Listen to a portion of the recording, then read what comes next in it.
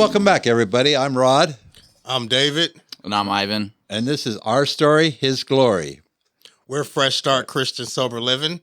And today we have a very special guest, one of my favorites. He's actually a member of Fresh Start and one of our success stories, actually. Very young man. I mean, he held a faith, and he's doing excellent in his recovery and his sobriety. And so without further ado, here's Ivan. Welcome, Ivan, to the show. Thank you, man. Thanks. Tell us a little bit of your history before you got to us, and then kind of where you're at and what's been going on. Gotcha. So, man, where do I start? Well, all right, 12 years old, 8 years old. Yeah. Where were you raised? Where were you born and raised? So I was born in Dallas, Texas. I was born and raised in Dallas, Texas, and went to elementary school, middle school, and some of high school in Plano. Okay. So my mom and my dad are originally from a little community in East Dallas, Casa View. And you go any more east than that, you hit Mesquite, Pleasant Grove, And it's one of these neighborhoods that got kind of left behind in the gentrification of, old East Dallas, more towards downtown. My community, our community is one that kind of got skipped over, so it's just a lot of poverty there, So with that, came a lot of crime, and, obviously, so my dad, when I was younger, wasn't present. And my mom made it her mission to pretty much to make sure I never knew that side of my family and that life. So when I was a very, very young kid, 3 years old, my stepfather came into my life. Awesome. And big ups to stepdad. Big ups. Yes. That's my father, for real. That's my father. I mean, I'll get into that in a minute, but so I mean, I was always good in school, but I never liked to be in it. So what I would do is I would just show up for the test, pass the test, and ditch the rest of the day. And this started in elementary, I knew the numbers and I knew exactly what I needed to do to get a 90 by taking the quizzes and tests. And then I would just at recess, I would just go off and not come back. So, yeah. Smart young fella. Yeah, it started there, I guess. And in middle school, I remember always hearing stories about my father, my biological father, growing up, about how he was this or that, in a negative sense, Okay. And I mean, but that was my father, so I missed him. I longed to be like him, so I wanted to be like him. And that's the only perception that I had of him. So that's what I strove to be, Right. So in middle school, I started lashing out a lot, started fighting a lot, because I was a smaller dude, and I would try to prove myself through this or that or being a class clown or whatever, And then at 15, it got to be too much for my mom. So by 15, I was fighting, I was smoking weed. I was experimenting with pills at the time, but it wasn't anything, I want to say, too serious, but it was the start of your addiction. Yeah, Let me ask you this.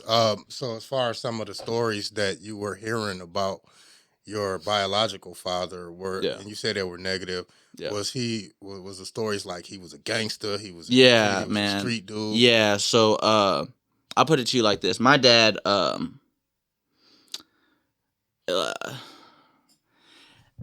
the reason I hesitate talking about these kinds of things are because these days that kind of stuff is so glorified. Right. So I'm trying to find the words to put it in without glorifying it. But I mean, just quite simply, my dad was the man where we were from. Okay. He was the man, everything went through him, whoop, whoop, whoop. And then on top of that, he's a Marine, certain people, you know, will know about this little thing that they used to do when you got in trouble. If you ain't want to go to prison, you're going to go to the military. Mm-hmm. You know what I'm saying? So that's what happened with my dad.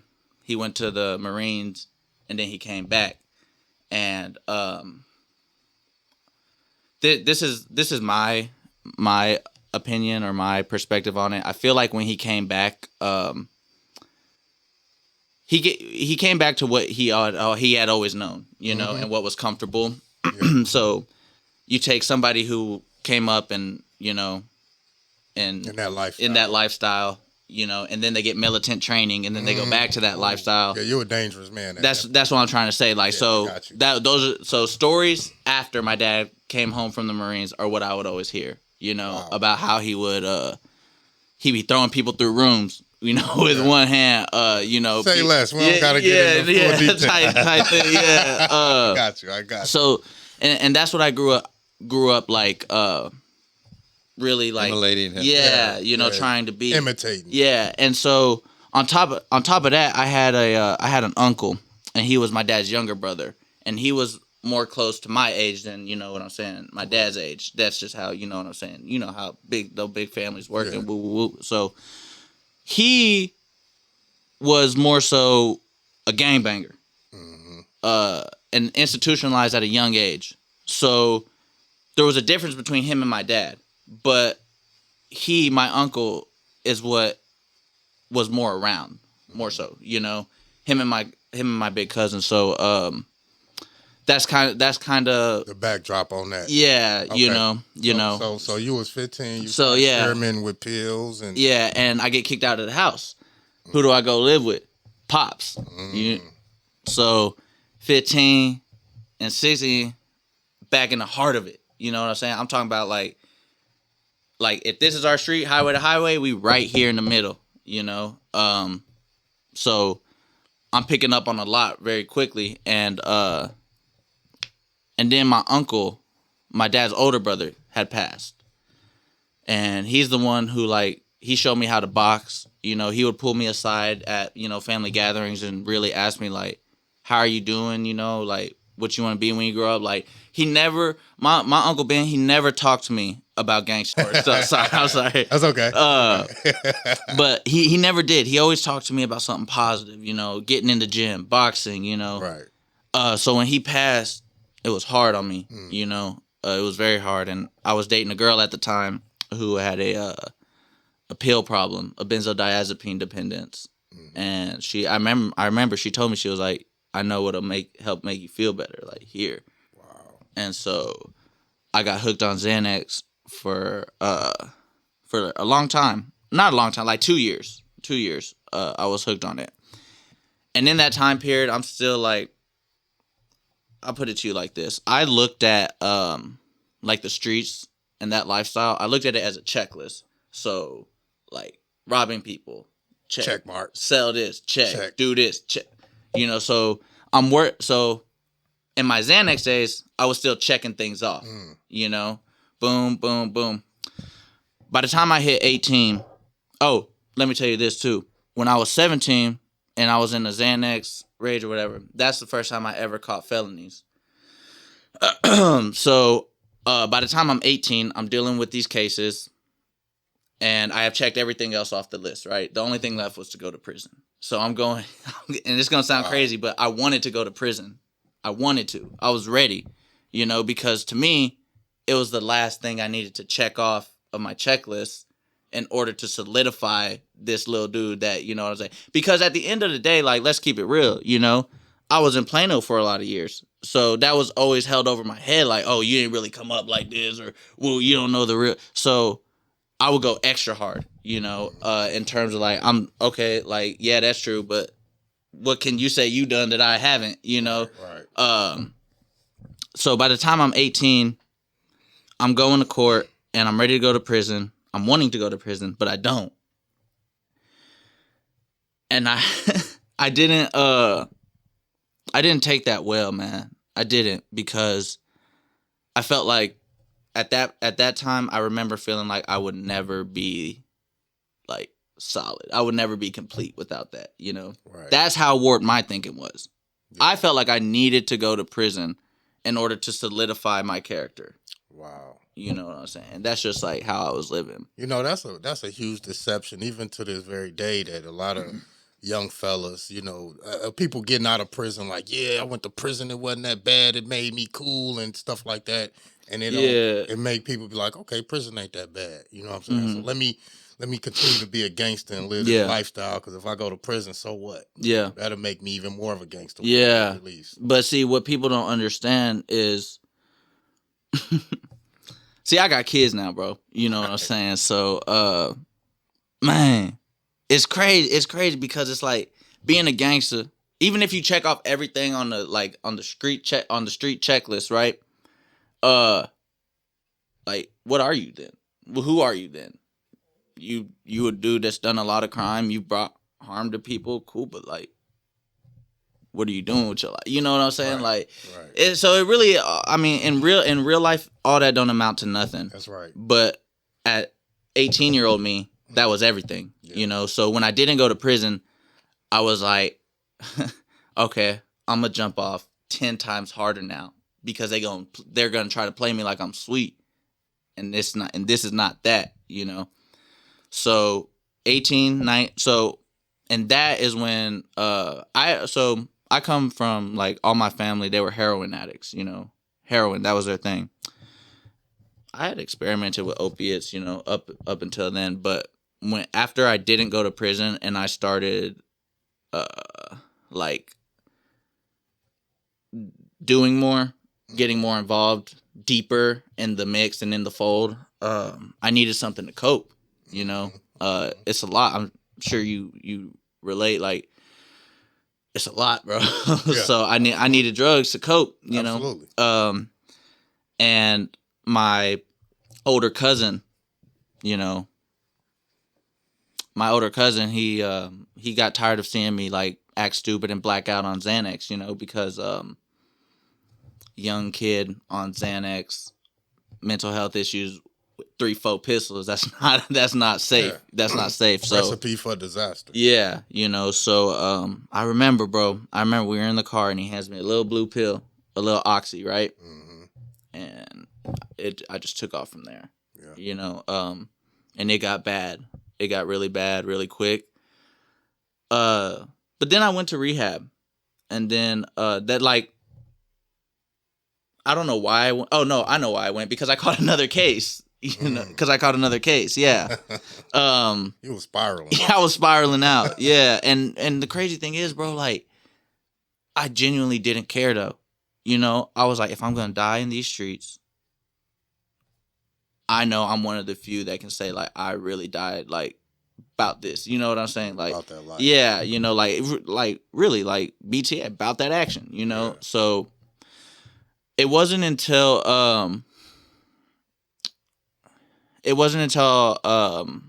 I met my daughter's mother that I realized that I had to make a change. You know what I'm saying? For real. Because, and it's not even like because of the kids or whatever. It's because she showed me that if you really love somebody, if you really care about somebody, you know, you want to give them the best life. Right. And the life that I was providing for us, it wasn't good, you know. It was we were in a drugged out haze, you know what I'm saying, and it just wasn't a good lifestyle. Yeah. So did the addiction to oxys ever lead? Excuse me. Did that ever lead to, like, something heavier, like heroin? Or... Funny thing about that was nowadays fentanyl is everywhere. Right. Back then, it wasn't as accessible, or back then it was still one of those things like you could make, you kind of wanted to keep it on the low, mm-hmm. you know. But where, like I said, where I'm from, it's a lot of poverty. So what do you get when you have poverty? You got the drug cycle, you know what I'm saying? We've talked about that, like access to everything. You know what I'm saying? So the oxys weren't working after about like 3 months, you know, and somehow, some way, I came across, you know, one of my older cousins, people's something, you know, and that's when I was first introduced to fentanyl, you know. Yeah, I was on fentanyl. So when I met my daughter's mother, I tried to put down the oxys, because I had told her I had a bad oxy addiction. You know, really it was like all opiates, heroin, whatever I could get my hands on.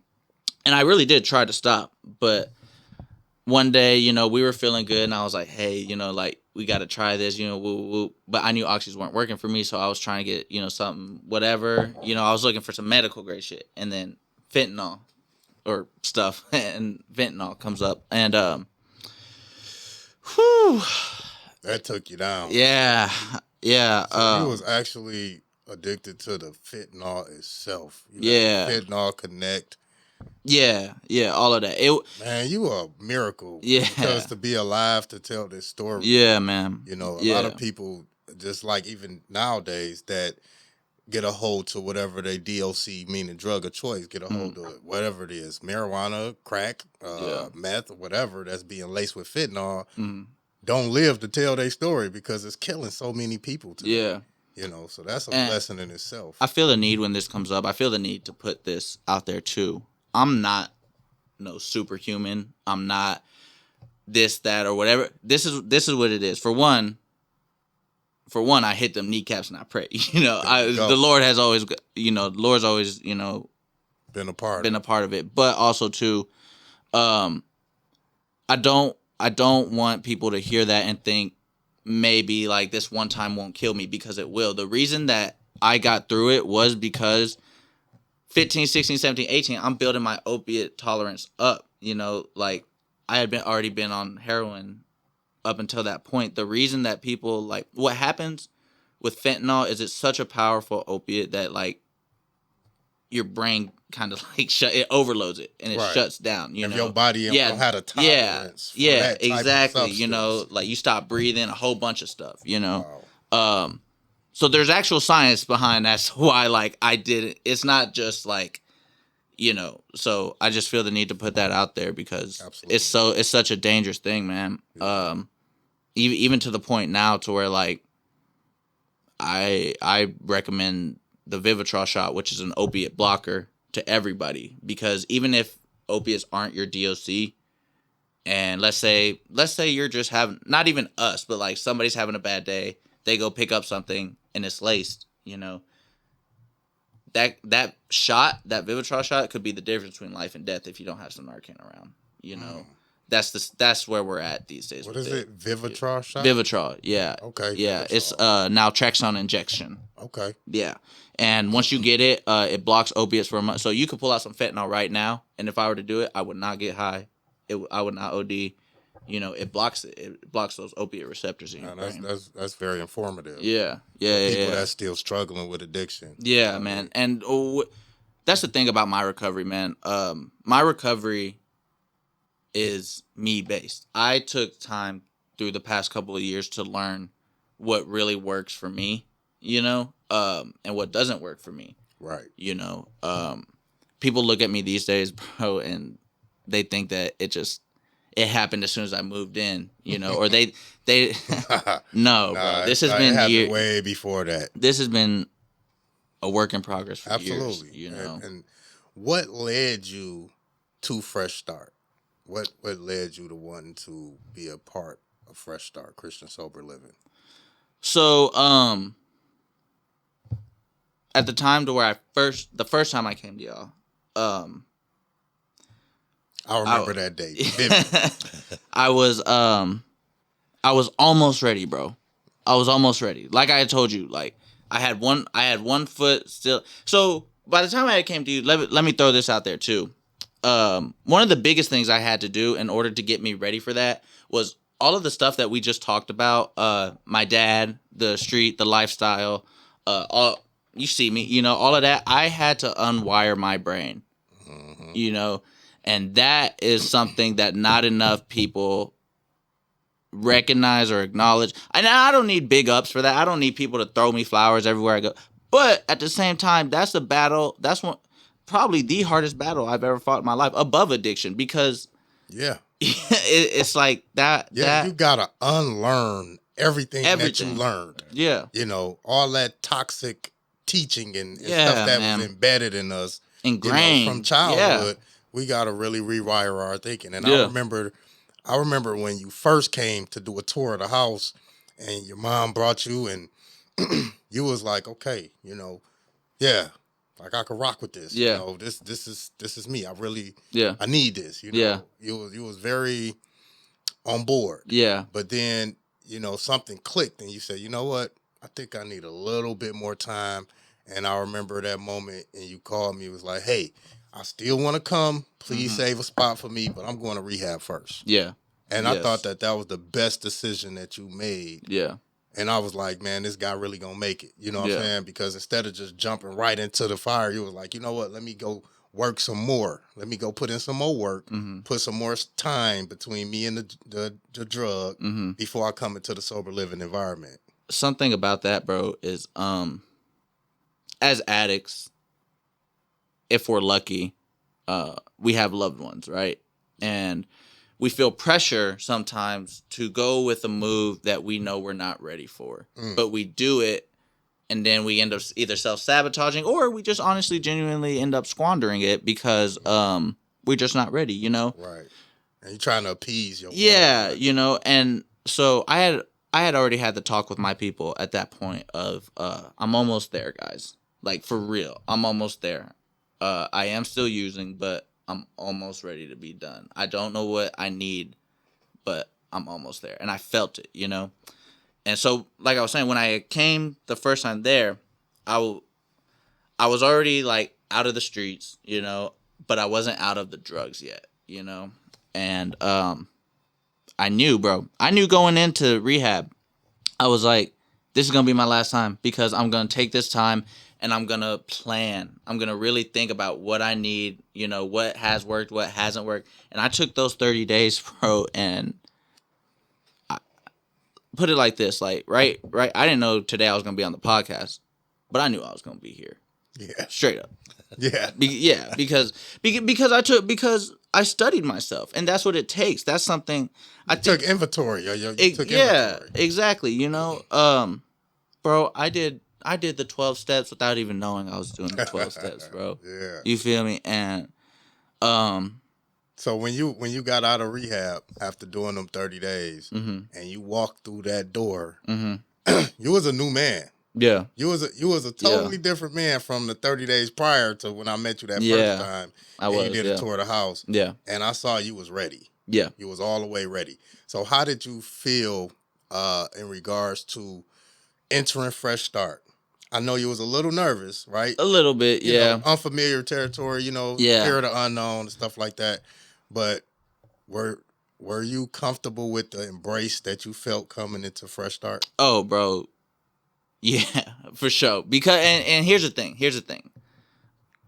At our house, bro, is what I love about it is it's not one of these places to where like we have to meet every morning at 7 a.m. and everybody has to talk about everything, you know. There's brotherhood and chivalry in there, but bro, like we all want it. Yes. It is a house of people who want a better life, you know, and who see a better life, and who people talk about a better life sometimes like it's space. Like, oh, I can't get that, you know, it's there, but like I'll never be there. But like people in our house, like we are moving the chess pieces right now today to get a better life, you know. That's right. Then that's what I love about it, and you feel that, you know what I'm saying? Awesome. Like you're never on my, you know, I work a lot, you know, or if I'm not working, I'm doing something, you know. Yeah. Never have you been like, what are you doing? Because you know, micromanagement. Yeah, no, none of that. No, that's because, you know, and you're right, to piggyback off that, everybody in our home is so serious about their recovery. Yeah. And it's also a God thing. They see that it's like the peace, you know, it's so peaceful in our house, you know. Yeah. All 12 of us could be in there and it'd be so quiet and peaceful you could hear a pin drop. It's For real. Man, where everybody at? Yeah. When we do intake, we tell people, if you're not serious, don't come here. That's because right. that is the one thing, because we're dead serious on zero tolerance. But so anyhow, you had some court dates and stuff. I did. And you got some letters, and you got an award, or not an award, but you got your face on a magazine. On the front page, Yeah, the front page of the front newspaper, page. actually. Yeah. Yep. Okay, prior to all that, though, you got some achievements and some accomplishments, and I'm proud of the baby steps you were taking, Yeah. you know, and then you start taking leaps, and Yeah. now you start taking dives. Yeah. And you just, like Ross said, you took the bull by the horns, man. So Yeah. you got in, you start taking classes, right? Oh yeah. Prior to me coming there, I was taking real estate classes. Oh, that's right. Yeah. Yeah. So when y'all met me, I was like in the midst of doing that. Yeah. And now I'm going tomorrow to activate my license, you know. Praise God. Yeah. So there's that. There's, you know, obviously the Vivitrol thing, that was another big step for me. Another thing, and I think that this is something that's underrated and not talked about often enough, is these days I am very, very close to being 100% financially, whatever, independent, you know. Oh, yeah. That's something that is huge for me because I've never really been able to support myself, you know. Even when I was in the streets, I would have to rely on somebody else to kind of help, you know. Mm-hmm. But these days, you getting that financial stability. Yeah. Legitimately. That's the thing. You know, it's You're becoming a real man. A real man. Seriously, for real. It's very easy to go out there and get over on somebody. It's very easy to go out there and tear down your community.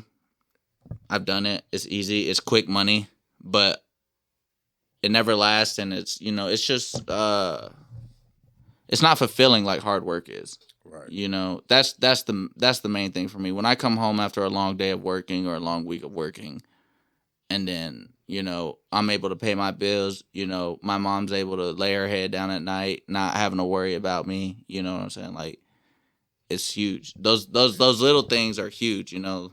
Like, and honestly, like, on top of all of that, you are a trendsetter because you ain't 30 yet. And what we noticed in our house, like, people that's under 30, they just not ready. Yeah. You know, and we had a lot of trouble with people that was under 30. Mm-hmm. And so we kind of was like, you know, we're not going to allow people under 30 in our house. But then here come Ivan. And you have matured, and we see your growth and your progress to a degree where now we allow people under 30 in our home. Yes. You know what I mean? You just stepped on my whole ending. Oh, that was your ending? That was my ending. Well, I wasn't aware of your ending. Yes, now that you was got my to ending, freestyle because- another ending. Yeah. You're what, 24? 25. 25.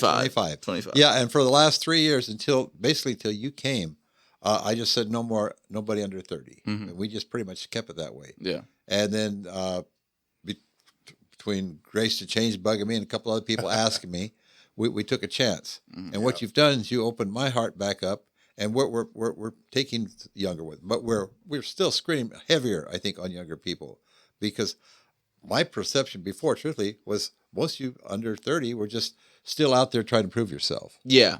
And this I was fascinated listening to you two about the prison thing, like it's a badge, but because I was white collar. Mm-hmm. Yeah. And we were scamming. I mean, you know, I would rent houses that didn't belong to me. You know, I would do the king of takebacks, and rent houses that didn't belong to me, or do stupid things. You know, sell cars that weren't mine. Praying I didn't get caught and go to jail. That was not a badge. That was dumb. Yeah. You know. Yeah. That's real. Yeah. So a passion of yours is to help kids. Am I right helping about the that? youth. Helping the youth. For sure. Okay. Yeah. Are you taking any like steps in that direction? Yeah. You know, besides, you know, the interviews with the podcast and the newspapers and all of that, you know, where do I start? Pretty much almost every family in Collin County and Dallas County has had somebody some way affected by fentanyl. I have my mom's friends, people. I have people in my family, you know, come to me all the time asking, you know, like, what should I look for in my kid? You know, basically, how do I help my kid, you know, not end up where you have gone, you know? Right, absolutely. The biggest thing that I can say, or that I tell people, is when it comes to the youth and when it comes to kids, it all starts at home. You know, if they don't feel comfortable and safe and accepted at home, they are going to seek those feelings and those things elsewhere. And there's no telling where they're going to get that from. They might luck out and get it from somebody who genuinely cares about them and is a good role model. Or they could get an uncle that is brainwashed, by the environment that he's in, and that's where they go. But another thing that I'm trying to, that I've been talking with people and in the works it's in the works, is going to the different high schools around here and just not so much lecturing, but just spreading awareness. And just letting them know, like, look, here's one thing about me. I'm never going to tell anybody not to do something because nobody could tell me not to do something, Right. But one thing I will say is this stuff that's going around in the streets these days, it can kill you. Like, for real. Yeah. It can kill you, man. Absolutely. And it can and it will. It can and it will. It's not either it's an instant death or it's a slow death. Yeah. Either way, it'll kill you. Yeah. And it hurts you for a second, but what it does, it damages your family. Yeah. All your loved ones. It hurts them to the core. Yeah. Right. So right. Yeah. So are you working with, who are you working with as far as getting involved with the kids and stuff? So I'm working with, obviously, the ISDs, McKinney ISD, and mainly PISD. Allen ISD is a little weird, I don't really know people there. But not even the ISDs. I've just been reaching out to, old principals, seeing what their, like, I guess, I used to call it Red Ribbon Week, is looking like these days. And just making sure that, everybody's properly educated. Man, that's we'll connect you with some people, get you in there quicker. Thank you. Between our man here and Grace to Change. Yeah. That fentanyl is a big thing, and they're there. Yeah. Okay, real quick, because we are kind of growing. You had some real heavy court cases coming up that had you quite worried. Yeah. And you went to court. Mm-hmm. Well, prior to him going to court, he shot out a group text on our thread and say, "Hey guys, I need prayer. Please pray for me. I got this situation going on. Please, come together." And that's what we did. We collectively came together and did a prayer for you when you had some prayer warriors reaching out to the Lord on your behalf, standing in the gap. Yeah. And then court came. And some letters and stuff like that. And then court came. And so I had four controlled substances and another burglary habitation charge. So I had 5 felonies I was going to court for. 5 felonies, you know what I'm saying? And on paper, I don't look good. No. Paper, I don't look good. Even my conduct, when I've been locked up and stuff, like the people I've associated with, it does not look good, at all. But here's the thing. I made myself look good on paper this past, half year. Yeah, So I did that. So I'm going to court for 5 felonies. I was supposed to go on the 20th of this month, but I got a call a couple days ago from my lawyer saying, "Hey, can you be at the court at 9 a.m.?"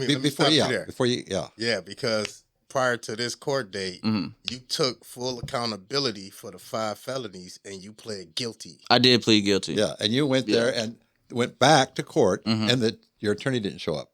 Yeah, he was. So the agony of worry, which we don't like, and fear set in. You had a 2-week span there of what if. Yeah. Mm-hmm. Yeah. Now it's sentencing.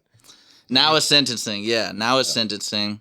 I pled guilty. It's no fight. I'm a man about mine. Like, I'm grown now.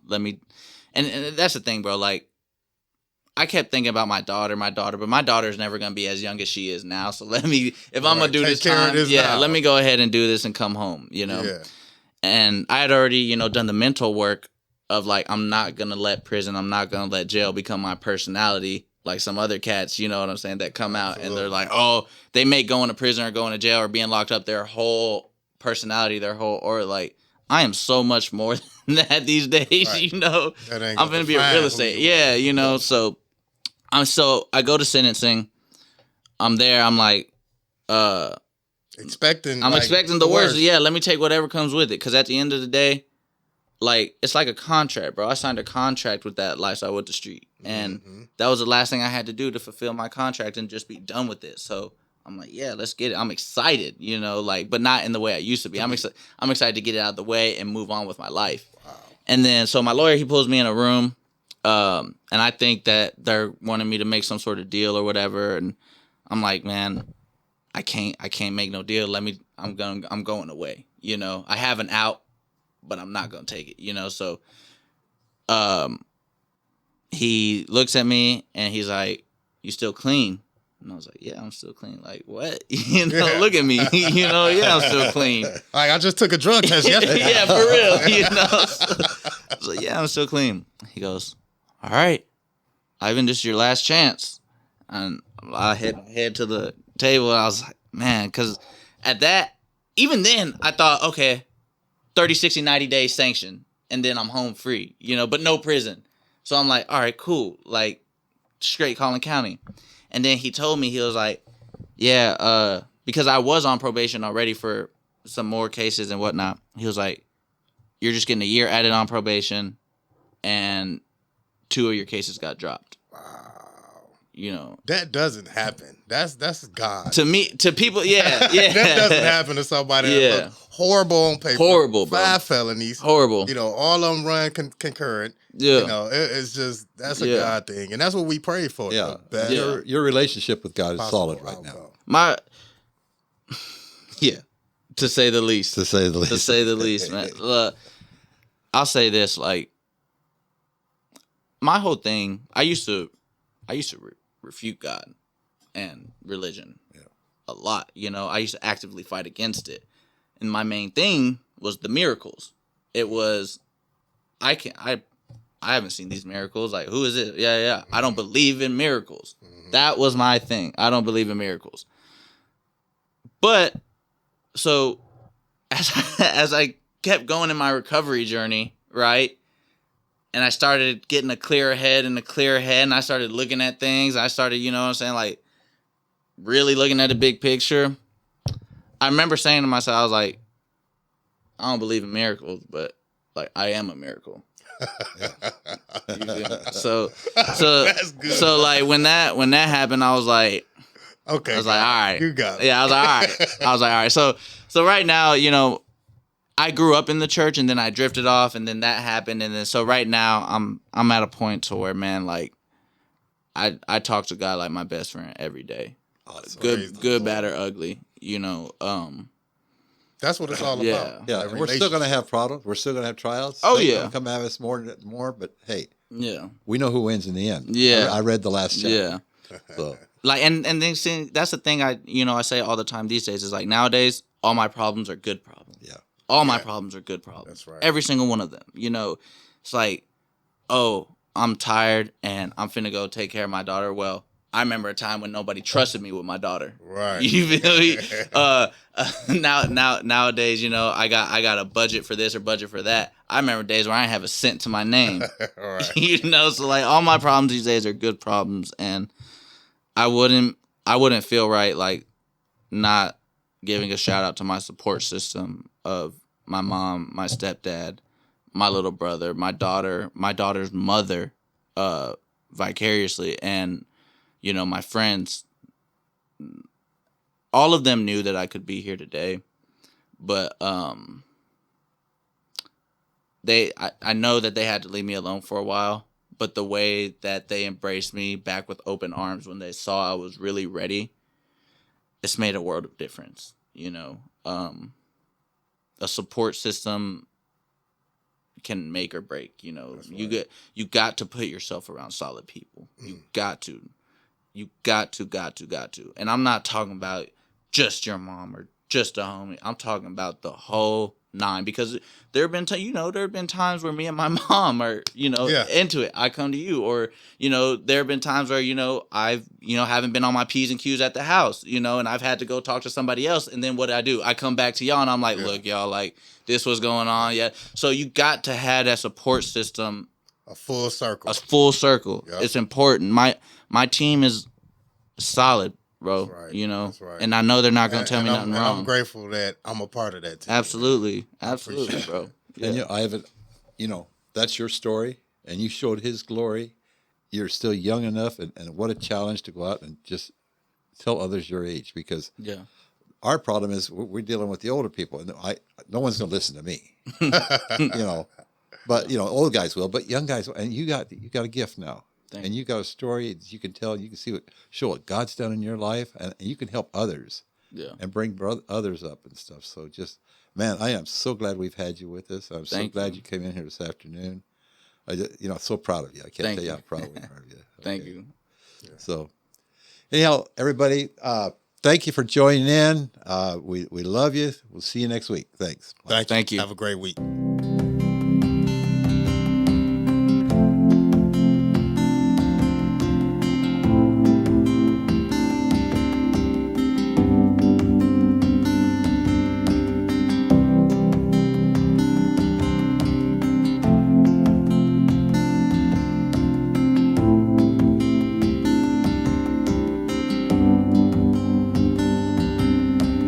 I